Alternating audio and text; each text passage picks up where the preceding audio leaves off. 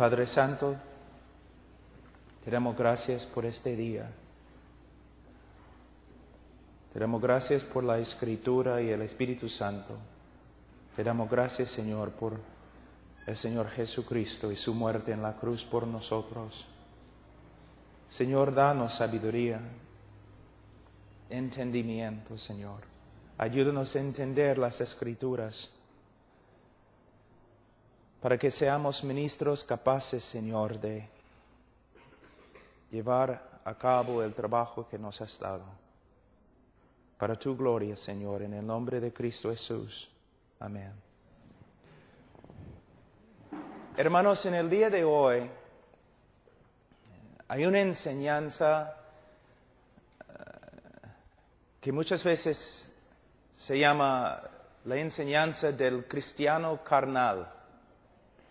Y hasta hay folletos que dicen que hay 3 grupos de personas en la iglesia, ¿no? Hay personas que están en la iglesia que son inconversos, ¿no? Los inconversos, cristianos espirituales y cristianos carnales.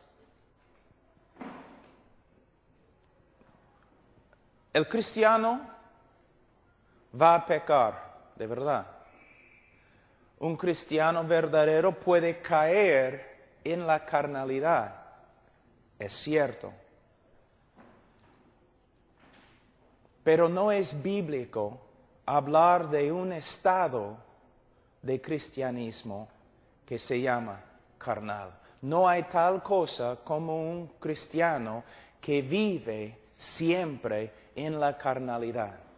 Una persona que vive continuamente en la carnalidad, sin crecer, sin madurarse, sin disciplina, no es cristiano. Pero nosotros, cuando yo escucho las prédicas, yo escucho otra cosa. Tenemos la idea que si una persona hace su decisión, es creyente. Si repite una oración, es creyente.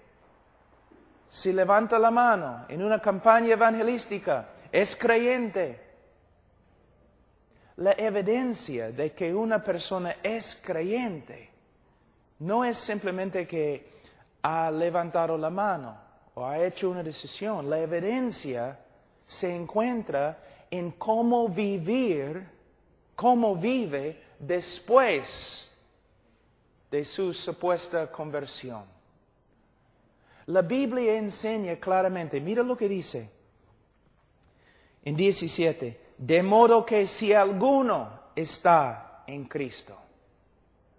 La enseñanza es cualquier persona que de verdad está en Cristo, nueva criatura es. Ahora, hemos reducido la conversión en una decisión humana y nada más. Una persona hace su decisión para seguir al Señor, pero no es lo que la Escritura enseña. La conversión verdadera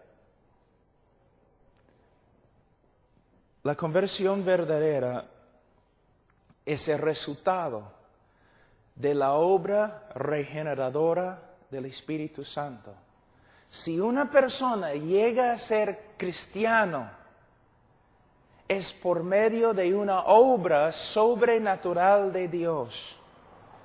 Una persona que llega a ser cristiano ha sido cambiado y ha llegado a ser una nueva criatura, algo totalmente diferente. No es que simplemente ha cambiado de opinión. No es que simplemente ha hecho una decisión. Ontológicamente. Hay una palabra, ontología, que proviene de una palabra griega, ontos, que se refiere a nuestro ser, la esencia de lo que somos. una persona, cuando se convierte, cambia ontológicamente. Su misma esencia se transforma. El hombre que llega a ser cristiano de verdad se transforma de adentro, su naturaleza cambia. Dios, según Ezequiel capítulo 36, Dios saca su corazón de piedra y pone en su lugar un corazón de carne. Un corazón de piedra es un corazón que no puede responder a Dios. Dios saca este corazón y pone en su lugar un corazón de carne, que significa un corazón vivo que puede responder a la voluntad de Dios. Cuando una persona se convierte, llega a ser una nueva criatura. Y por eso tiene que vivir de una manera diferente. Porque de verdad es ontológicamente una criatura nueva. Voy a darte una ilustración. Vamos a decir que tengo un plato fino de ceviche, papa a la huancaína, ají de gallina, todos mis favoritos. Un plato así. Y acá tengo un plato grandote de basura. Y atrás hay un choncho. Y yo digo a Martín, Martín, suelta el chancho. Y el chancho corre. ¿A qué plato va a ir el chancho? ¿Va a comer del plato fino? No. El chancho va a ir y comer del plato de basura. ¿No es cierto? ¿Por qué? Porque es chancho. Chanchos comen basura. Y va a estar ahí comiendo la basura, así, comiendo la basura. ¿Por qué? Es lo que es. Es chancho, pues. Pero vamos a decir que en un ratito, yo tengo el poder de cambiar el chancho, en un ratito, de chancho a hombre. Hay cosas que un chancho puede comer que un hombre no puede comer. No puede. Aunque lo intenta, no puede hacerlo. Entonces el hombre va a sacar su cabeza del plato, va a vomitar, porque el hombre no puede comer basura así. Va a vomitar, y no solamente va a vomitar, pero va a mirar y va a ver a nosotros y va a tener vergüenza. El chancho no tenía vergüenza, el hombre va a tener vergüenza, porque un hombre no come basura. El chancho no tenía ningún problema, él podía comer todo, pero el hombre ahora no puede comer, porque es otra criatura. Justo acabo de describir tu conversión y mi conversión. Estamos allí comiendo del mundo, la basura del pecado, felices, sin vergüenza, comiendo todo, tragando todo, felices. Nos gusta. Pero un día el Señor nos regeneró, nos recreó. Ahora somos nuevas criaturas. No queremos comer de la basura. ¿Te gusta comer? Se nota que a algunos de ustedes les gusta comer. ¿Te gusta comer? Entonces voy a poner acá un plato muy fino de un ceviche, pero de Sullana, pues, de mero, ¿no? Entonces, cada uno de ustedes, especialmente hermano Zacarías, ustedes van a ser tentados. Ay, caramba, casi no puedo resistir. Tentado. Pero si yo pongo acá un plato de vómito de perro, ninguno de ustedes van a ser tentados. En vez de ser tentados, ustedes van a querer alejarse de este vómito. ¿Por qué?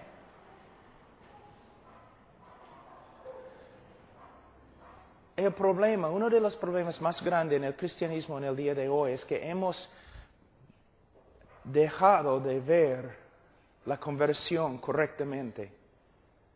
Vemos la conversión como solamente una decisión humana y no podemos ver, es una obra creativa, recreativa de Dios. Algo sobrenatural sucede. Somos diferentes.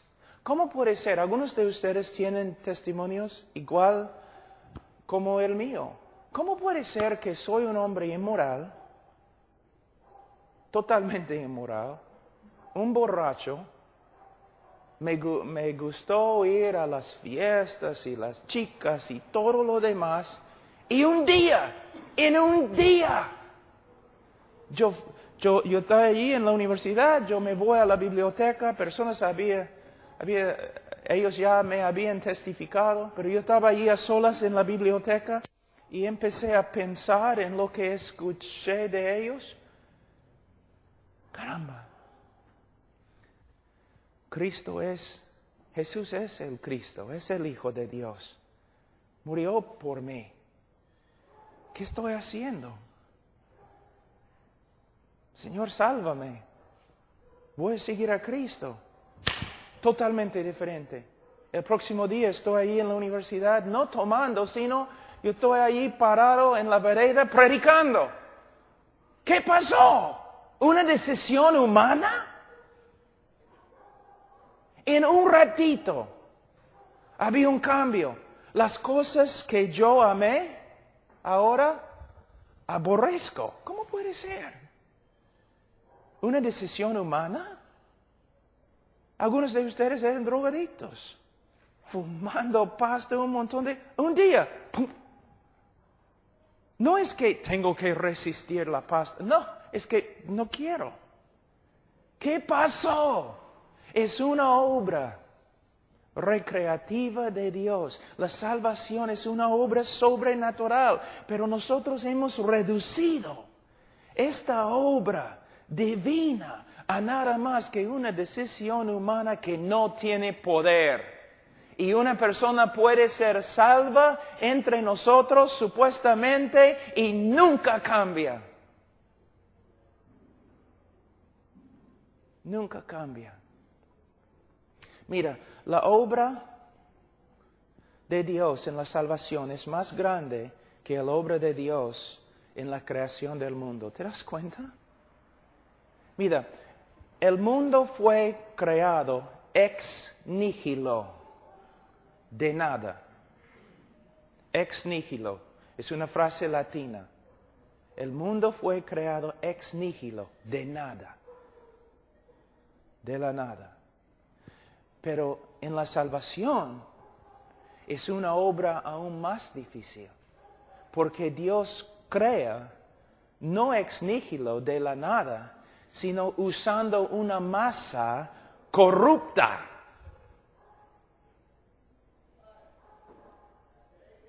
Y de esa masa corrupta, Él recrea un hombre nuevo. Entonces, ¿los cristianos pecan? Sí. ¿Los cristianos pueden caer en pecado? Sí. ¿Los cristianos pueden caer en carnalidad? Sí. ¿Pueden quedarse allí como estilo de vida? No. Pero mira cómo aconsejamos a las personas. Una persona hace su decisión con nosotros y luego no cambia y vive en pecado. Y los pastores mayormente un pastor va a él y dice, hermano, eres creyente. Yo estaba allí cuando recibiste a Cristo, eres creyente, pero no estás viviendo como creyente. No vas a tener recompensa en el cielo. Tú tienes que empezar a vivir como creyente. Eso está mal. No es lo que la Escritura enseña. Como un sacerdote católico, tú estás asumiendo que esta persona es creyente, simplemente porque pasó por un rito. La manera bíblica de aconsejar a esta persona es, mira, yo estaba allí cuando hiciste una decisión. Yo estaba ahí cuando fuiste bautizado. Has confesado a Cristo como tu Señor y Salvador, pero ahora estás viviendo como un incrédulo. Tú necesitas examinar tu vida con la Escritura, conmigo, porque es muy posible que tu profesión de fe fue falsa. ¿Ves? Estamos así. Si uno estudia la historia de la iglesia, es casi siempre. La iglesia católica, primeramente, cuando digo iglesia católica, no me gusta decir eso, porque la iglesia católica nunca ha sido una iglesia. Es muy importante entender eso. La iglesia católica siempre ha sido una abominación desde el comienzo. Pero, aún entre los evangélicos, tenemos épocas de un evangelio puro y épocas de perder el evangelio y épocas de redescubrir el evangelio. Mira, en Inglaterra, por ejemplo, la iglesia evangélica, vamos a decir, perdió la doctrina de regeneración. Y todos en la iglesia se creían salvos. ¿Por qué? Porque no habían hecho su decisión. Asistían a la iglesia cada domingo. Pero no había vida, no había crecimiento, no había devoción pura, solamente religión.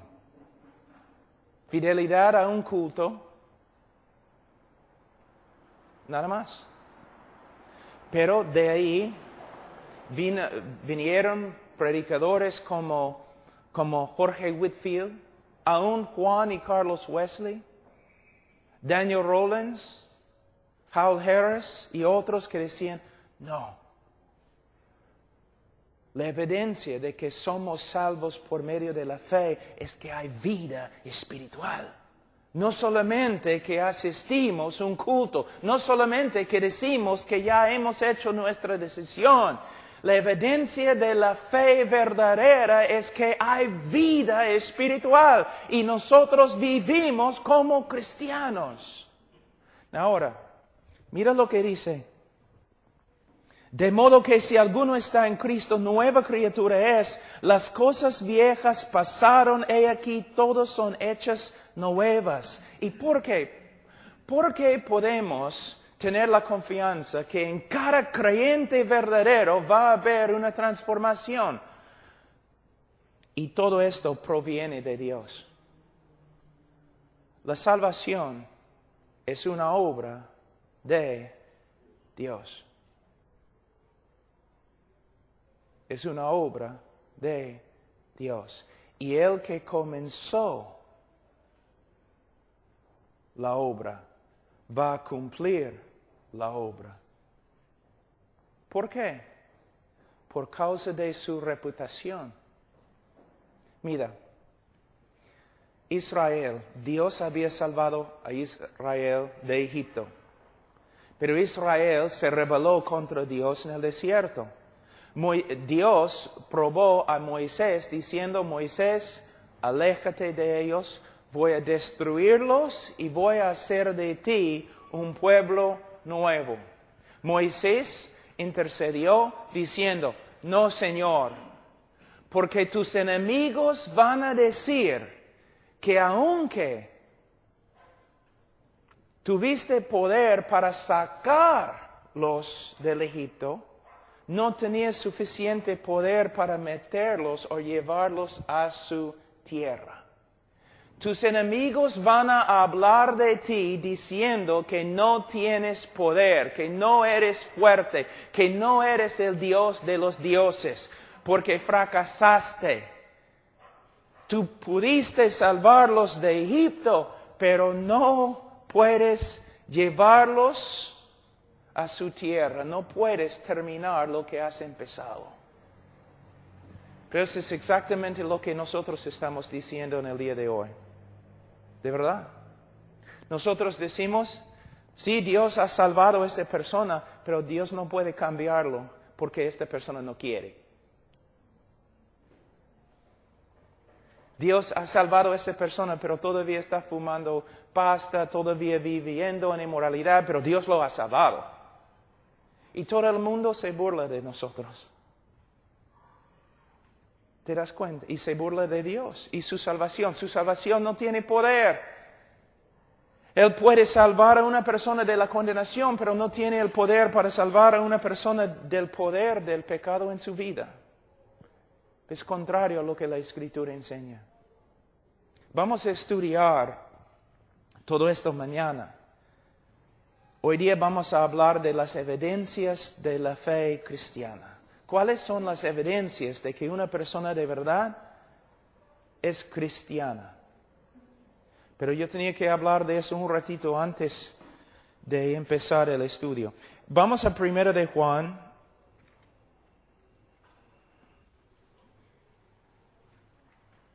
Capítulo 5.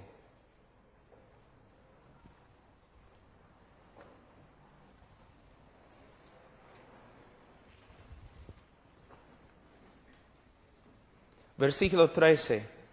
Estas cosas os he escrito a vosotros que creéis en el nombre del Hijo de Dios, para que sepáis que tenéis vida eterna y para que creáis en el nombre del Hijo de Dios.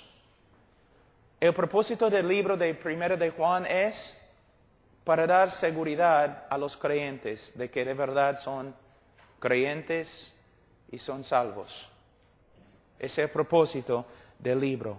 En este libro encontramos varias pruebas y nosotros podemos usar estas pruebas para examinar nuestras vidas, para determinar ¿de verdad somos cristianos? Ahora,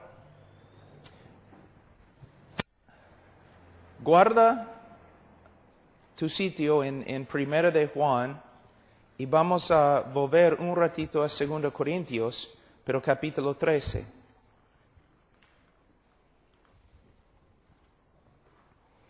Versículo 5. Now, había personas en la iglesia en Corinto que no estaban portándose como creyentes. ¿Por qué? Porque por lo menos algunos de ellos no eran creyentes. Entonces Pablo vino a la iglesia en Corinto por medio de esta carta y mira lo que dice.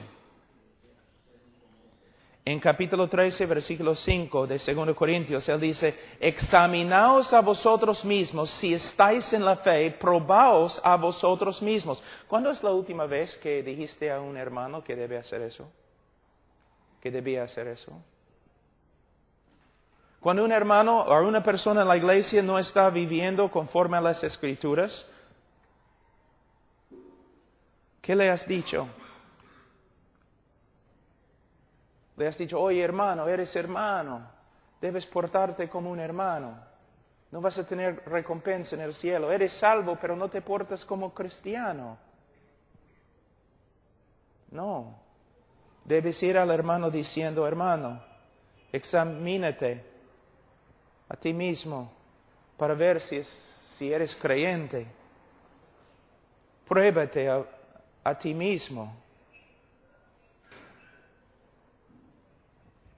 Examina, hermano, tu vida a la luz de la Escritura para ver si eres creyente. ¿Ves la diferencia? ¿Cuántos pueden ver la diferencia? ¿Ves la diferencia? Hay una diferencia grande. Nosotros presumimos que la persona es creyente. Y empezamos a aconsejar, diciendo, es creyente, ahora voy a aconsejarlo. Pero no es lo que la Biblia dice, es lo que la Iglesia Católica hace. Cuando la Iglesia Católica ve a un católico en la calle viviendo como un diablo, el sacerdote no va a él diciendo, no eres creyente, no eres cristiano, no eres católico. Solamente le dice, mire, tienes que empezar a portarte como un católico. ¿Ves? Nosotros hacemos lo mismo. asumimos que es creyente, que sea creyente. Cuando lo que debemos hacer es mirar su vida y decir, no estás viviendo como creyente. Es muy posible que no seas creyente. Examínate a la luz de la Escritura para ver si eres salvo. Algunas personas dicen, pero la Escritura dice que no debemos juzgar. Bueno, debes tener cuidado porque estás torciendo la Escritura como Satanás. No es lo que significa. Porque en el mismo capítulo 7 de Mateo, Cristo dice que debemos juzgar sus frutos. Uno de los trabajos del pastor, una de las tareas, por ejemplo, nosotros, todo nuestro ministerio de HeartCry, nos hemos mudado a una iglesia en Alabama. ¿Saben por qué? Una sola razón, el evangelio que ellos predican. Y su manera de cuidar su rebaño. De verdad. Y practiquen disciplina bíblica en la iglesia. Mira cómo es. Un jovencito, a través de un club bíblico o escuela dominical o algo, hace su decisión. Después, cuando tiene como 13, 14 años, comienza a vivir, ¿no? Con sus amigos en la calle, pecando, rebelándose contra su papá, su mamá, todo lo demás. Entonces, muchas veces su mamá, aún el pastor o su papá, se acerca a él diciendo, oye, Juan, eres creyente, no debes vivir así en borrachera y con las chicas malas. Eres creyente, debes volver a la iglesia. Mira lo que estás haciendo, lo mismo como la iglesia católica. Lo que hay que decir a Juan es lo siguiente, Juan, fuiste bautizado en la iglesia, dijiste a todos que eres creyente. Pero Juan, no te estás portando como creyente, te has apartado de la fe. Juan, no hay posibilidad de perder la salvación si uno es creyente. Pero Juan, es muy posible que no eres creyente, porque no vives como creyente.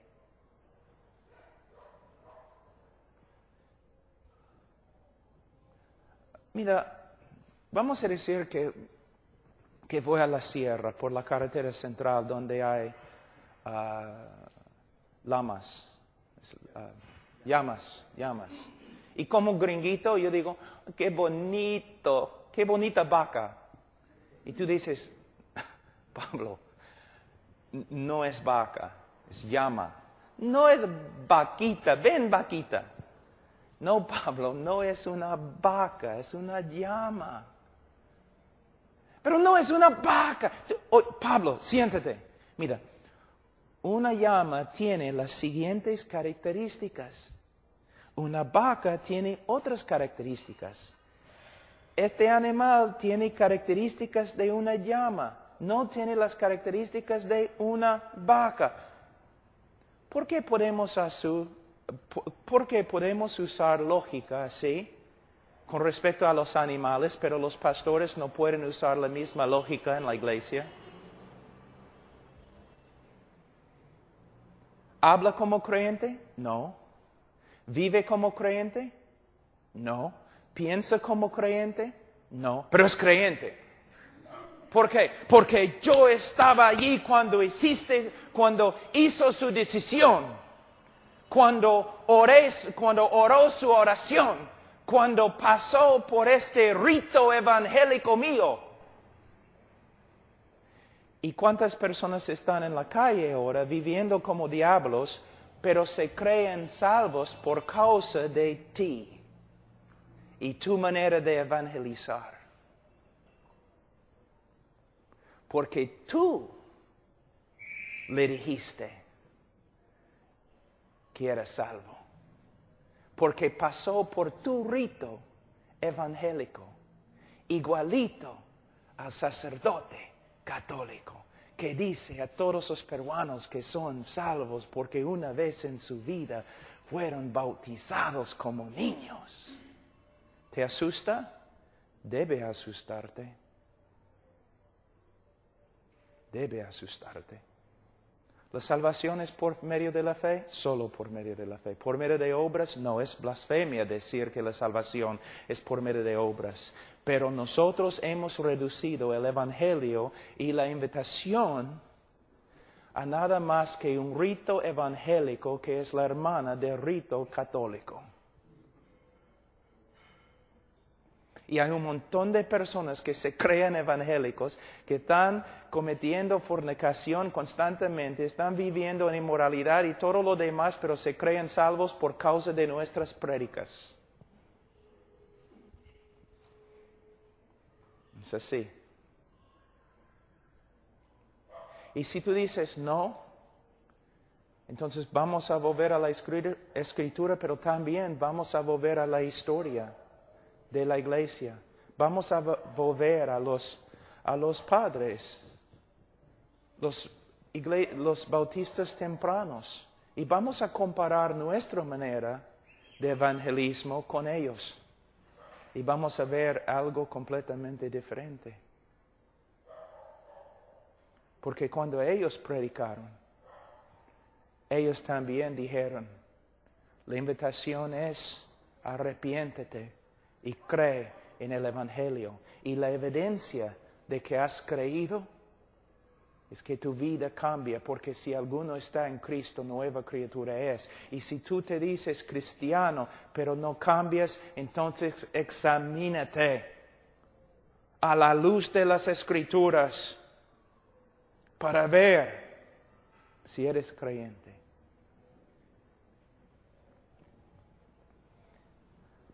Ahora,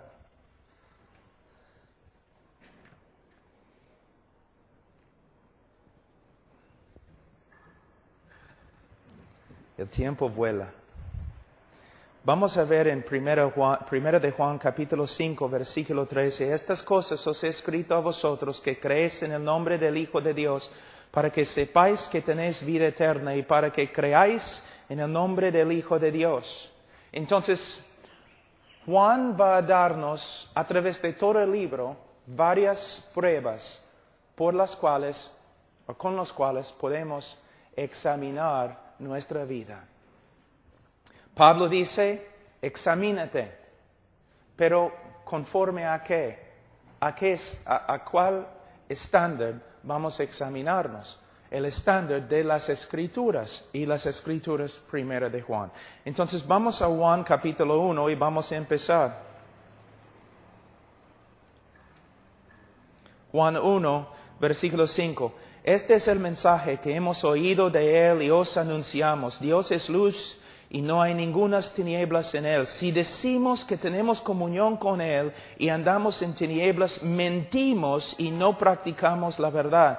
Pero si andamos en luz, como Él está en luz, tenemos comunión unos con otros, y la sangre de Jesucristo, su Hijo, nos limpia de todo pecado.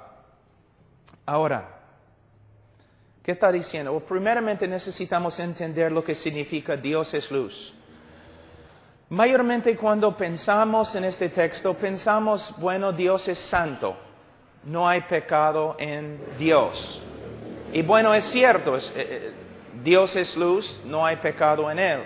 Pero Juan también tiene otro significado aquí. Había un grupo que después llegó a llamarse los gnósticos. Y la raíz de ellos están aquí. Era un grupo de herejes terribles. Y ellos enseñaron que Dios no era luz, sino Dios era oscuro, misterioso. Tenemos una palabra esotérico, que uno no puede conocer a Dios. Es un misterio.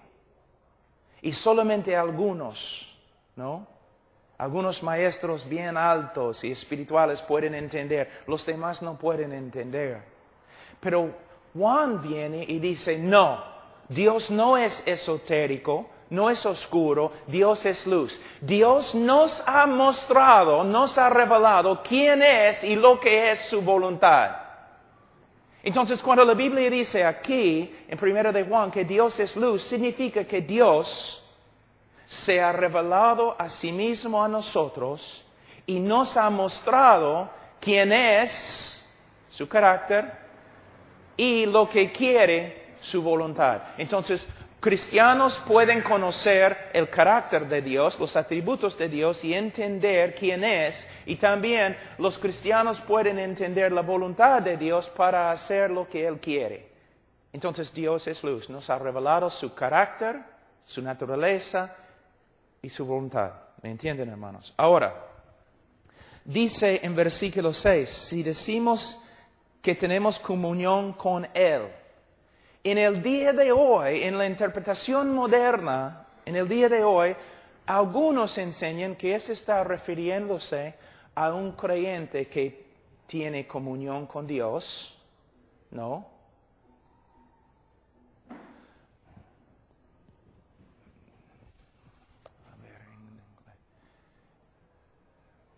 Ellos están enseñando que hay dos tipos acá.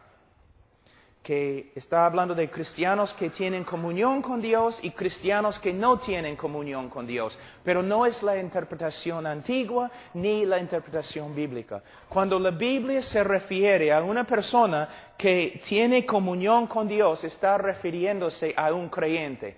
Una persona que tiene comunión con Dios es creyente, una persona que no tiene comunión con Dios no es creyente.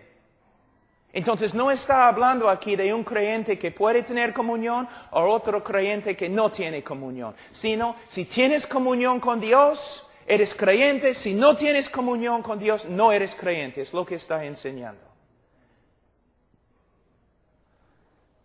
Entonces, vamos a seguir. Si decimos que tenemos comunión con Él, si decimos que somos cristianos y andamos en tinieblas, ¿qué significa andar? Well, la palabra pateo significa andar, pero esta palabra es peripateo, que significa no solamente andar, sino andar por todos los lugares, así, caminando por así. En todo aspecto de su andar, de su manera de vivir. Cuando habla de andar, está hablando de nuestra manera de vivir. Entonces, Él dice, si decimos que somos creyentes y andamos en tinieblas o vivimos un estilo de vida que contradice lo que Dios nos ha revelado acerca de sí mismo y su voluntad, ¿qué pasa? Dice, mentimos y no practicamos la verdad. Entonces, una persona que dice que es creyente, pero su estilo de vida, no solamente un momento o 2 meses, pero su estilo de vida, después de confesar a Cristo como Salvador y Señor, después de supuestamente convertirse, si su estilo de vida contradice lo que sabemos acerca de los atributos de Dios, el carácter de Dios, su estilo de vida contradice la voluntad de Dios, él miente cuando dice que es creyente. Ahora, si tú me sigues con una cámara antigua que toma solamente una foto, ¿no? ¿Tú puedes seguirme? Y tarde o temprano vas a ver un pecado, ¿no es cierto? Y con tu cámara tú puedes, ¡pah! Así, ya. Pablo pecando, una foto, evidencia. Y tú puedes mostrar la foto acá, y tú puedes decir, mira, Pablo es pecador y no es creyente. Pero tú has tomado solamente un momento en mi vida, nada más. Entonces no es evidencia sólida que soy una persona que practica el pecado. Tú me has capturado en un momento de mi vida. Pero si tú sigues mi vida con una cámara de video y tú sigues mi vida meses y meses y meses y meses, filmando y filmando. Y tú ves un estilo de vida que contradice lo que Dios dice acerca de sí mismo y contradice la voluntad de Dios que Él nos ha revelado, entonces tú debes ir a mí diciendo, Pablo, tú dices que eres creyente, pero tu estilo de vida contradice lo que sabemos acerca de Dios y contradice lo que sabemos acerca de su voluntad. Pablo, debes examinarte, debes probarte para ver si estás en la fe. ¿Ves la diferencia? Una gran diferencia. Mira, los pastores antiguos tenían dos preocupaciones principales que no se encuentran en la iglesia evangélica en el día de hoy. Sus preocupaciones principales eran, 1, predicando el evangelio verdadero. 2, cuidando al rebaño para asegurar que todos eran creyentes. En el día de hoy, predicamos el evangelio, un evangelio reducido a algunas leyes espirituales y nunca nos preocupamos por la salvación de una persona. Asumimos que son salvos y luego solamente tratamos de discipularlos. Y la razón por la cual mucho del discipulado que hacemos fracasa es porque estamos tratando de discipular inconversos que no tienen el Espíritu Santo. Estamos tratando de enseñar a los cabríos para que se porten como ovejas. ¿Ves? Entonces, la primera prueba es, si una persona de verdad es cristiana, va a vivir un estilo de vida que se conforma a lo que sabemos del carácter de Dios y la voluntad de Dios. Pero si una persona vive una vida, y mira, como pastor, vamos a hablar como pastor. Si hay una persona en la congregación que fue bautizado, que ha confesado a Cristo como Señor y Salvador, o ha, ¿cómo se dice?, ha hecho su decisión.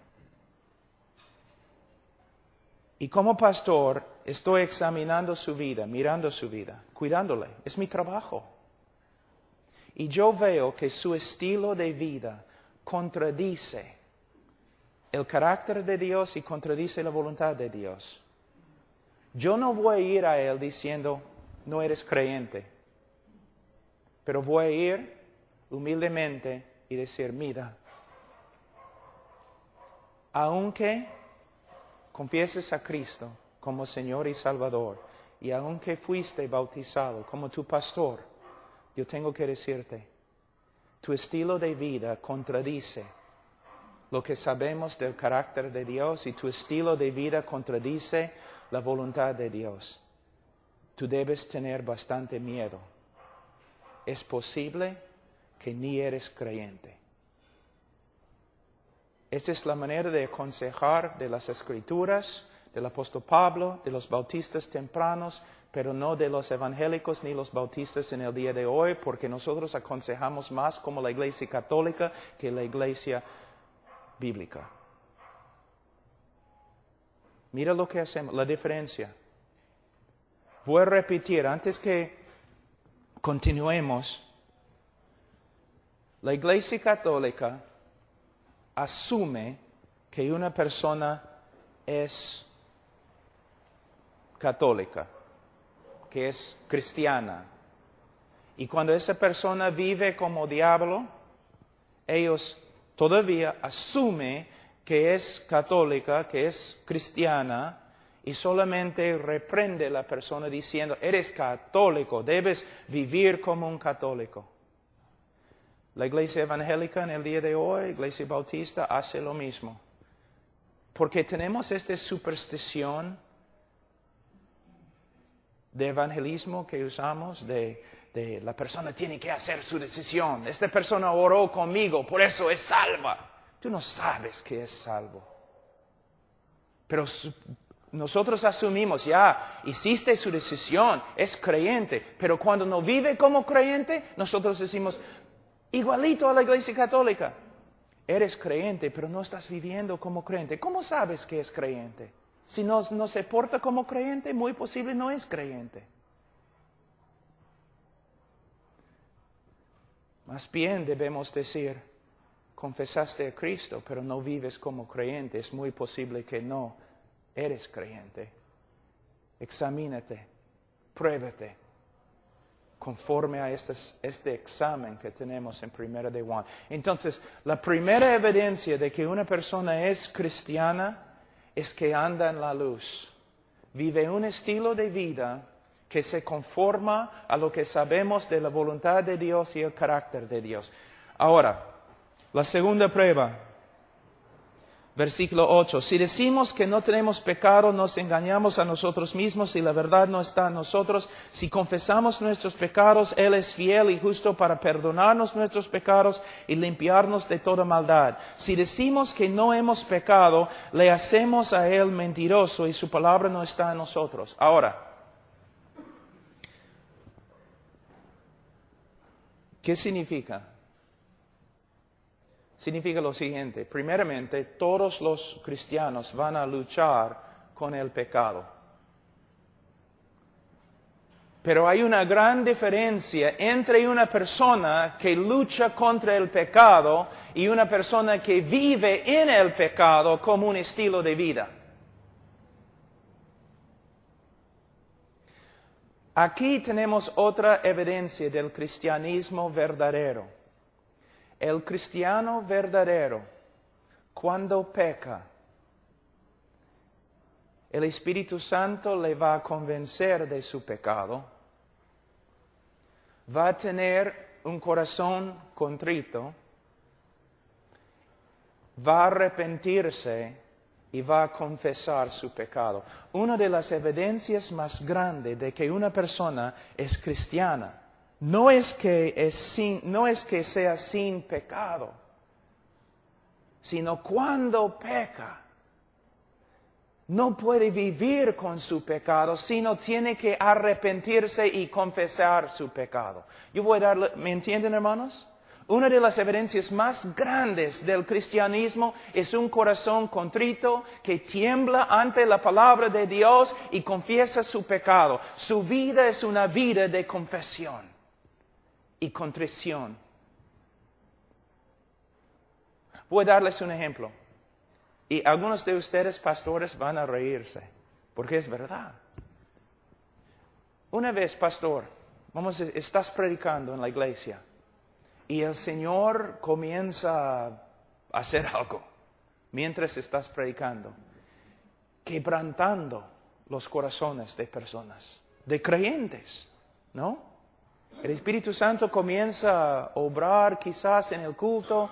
Estás hablando acerca de pecado o una cosa y el Espíritu Santo comienza a quebrantar los corazones de los miembros de la iglesia. ¿No es interesante que casi siempre los que pasan adelante confesando su pecado y llorando son las personas más dedicadas en la iglesia? Y las personas más carnales en la iglesia se sientan ahí en la banca como si nada estuviera pasando. ¿Cómo es que las personas más devotas en la iglesia son las mismas personas que se quebrantan más en la iglesia? Y los más carnales nunca se quebrantan ni confiesan su pecado. ¿Por qué? Estamos viendo dos grupos. Los cristianos en la iglesia y los incrédulos en la iglesia. No, de verdad. Un cristiano, un pecador tiene, como dice Ezequiel 36, un pecador tiene un corazón de piedra que no se quebranta.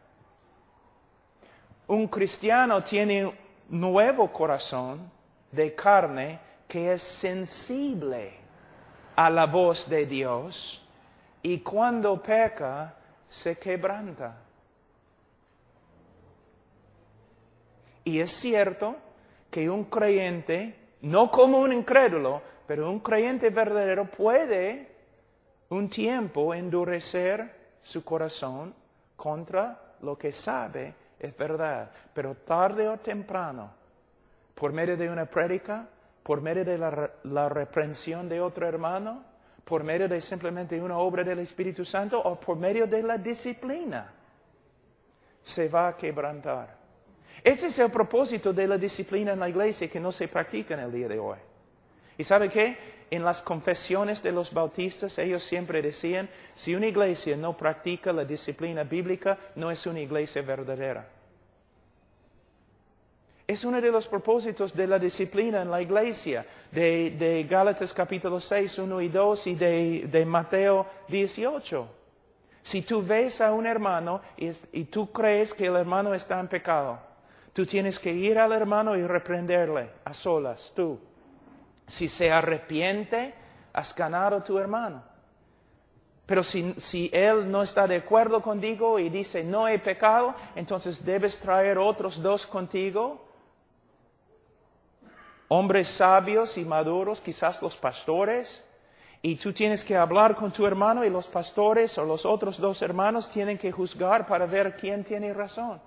Y si ellos dicen también, hermano, este hermano tiene razón, estás en pecado, tienes que arrepentirte. Si el hermano se arrepiente, entonces han ganado a su hermano, gloria a Dios. Pero si no se arrepiente, entonces tiene que ir a la iglesia. Y ante la iglesia tiene que escuchar, porque la iglesia va a juzgar a los ángeles, la Biblia dice. La iglesia tiene que juzgar. El problema es que muchas personas en la iglesia son inconversos y no saben cómo juzgar. O no son maduros porque no estamos enseñando las Escrituras. Pero la iglesia tiene que juzgar. Si la iglesia juzga y todos están de acuerdo, este hermano está en pecado y no quiere arrepentirse, entonces tienen que ponerlo fuera de la iglesia y entregarle ¿a quién? A Satanás, al diablo. Ahora, ¿qué va a pasar cuando se entrega al diablo?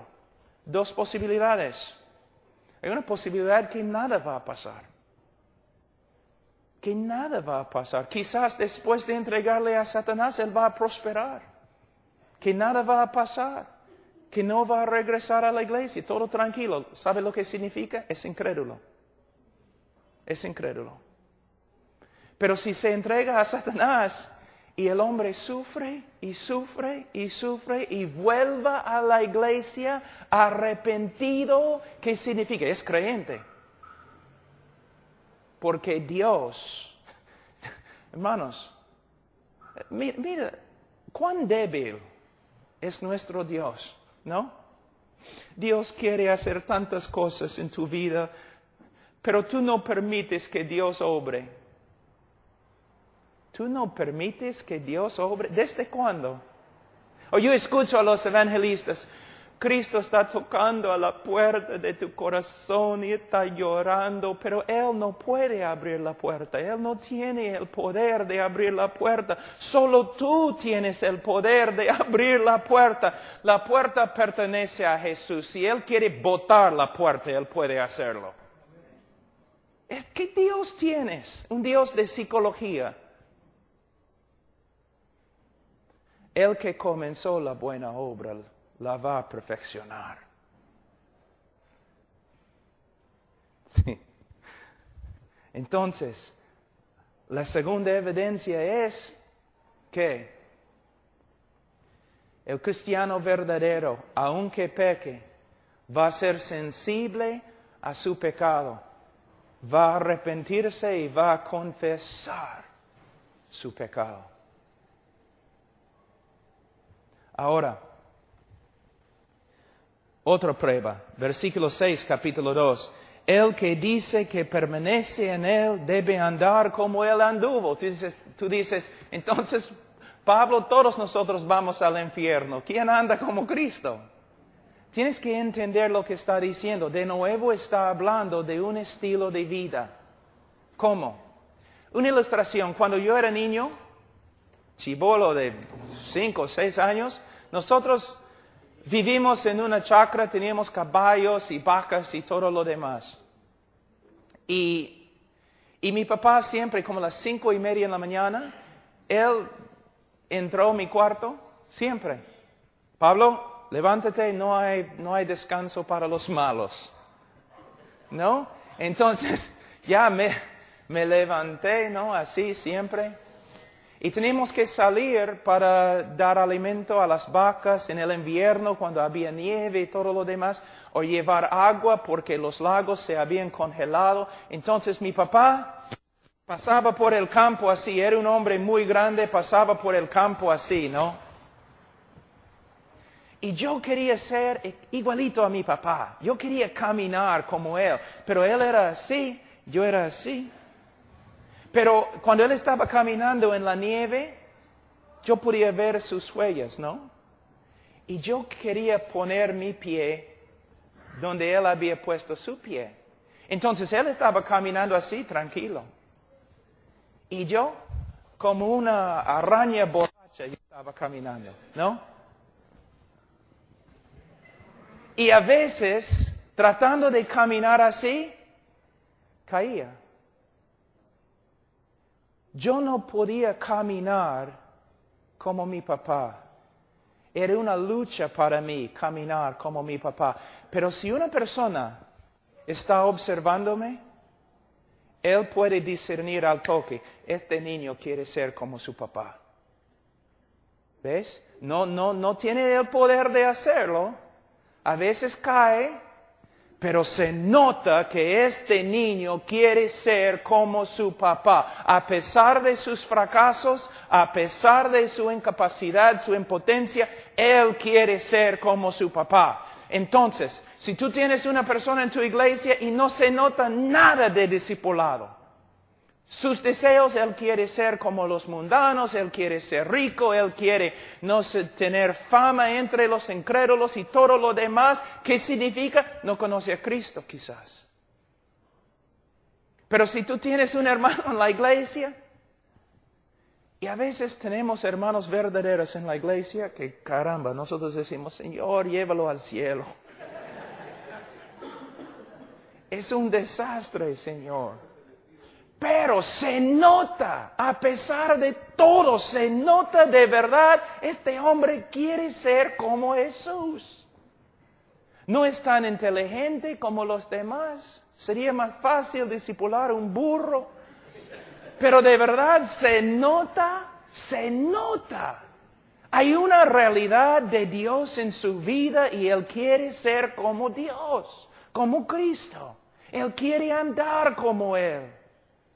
Pero ¿cuántas personas se dicen cristianos?